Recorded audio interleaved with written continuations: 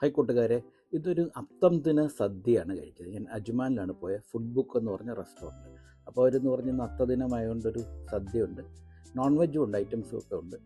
ആദ്യം കണ്ട പപ്പടവും വറ്റൽ മുളക് വെച്ചു, പിന്നെ നമ്മുടെ ഇഞ്ചിപ്പുളി ഉണ്ടായിരുന്നു, പിന്നെ എൻ്റെ ഫേവറേറ്റ് ഒരു ഐറ്റമാണ് കേട്ടോ ഈ അച്ചാർ. നല്ല അടമാങ്ങ അച്ചാറിൻ്റെ പുളിയല്ലേ, അടമാങ്ങ അച്ചാർ. പിന്നെ വന്നതോ എന്നെ കൊതിപ്പിച്ച് കളഞ്ഞു, മാമ്പഴക്കറി.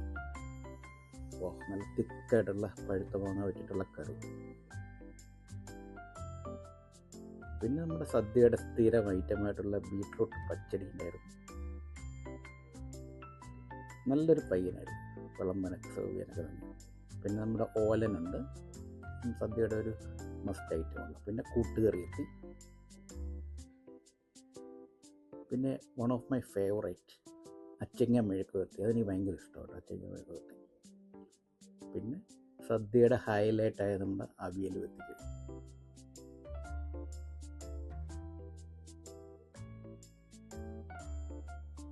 പിന്നെ അവ നല്ല കുത്തരി ചോറ് വിളമ്പി കേട്ടോ.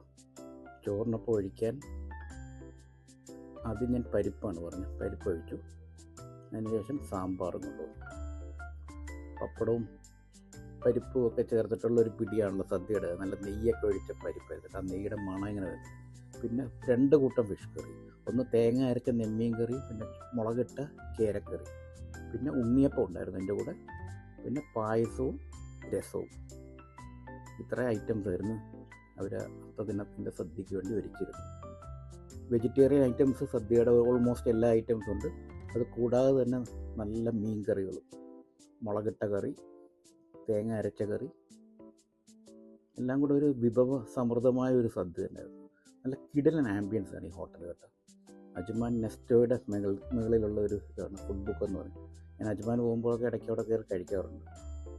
പക്ഷേ ഇന്നലെ ഒരു സ്പെഷ്യൽ സദ്യയായിരുന്നു, അതുകൊണ്ട് അത്തത്തിൻ്റെ അല്ല, അങ്ങനെ അതിൻ്റെ ഒരു ഭാഗമാകാൻ കഴിയും. ഞാൻ ഈ സദ്യ ഉണ്ടെന്നറിഞ്ഞ് പോയതല്ല, അവിടെ ഇഷ്ടംപോലെ പാർക്കിംഗ് ഒക്കെ ഉണ്ട്. പിന്നെ അവിടെ ചെന്നപ്പോഴാണ് അവർ പറഞ്ഞത് സദ്യ ഉണ്ട്.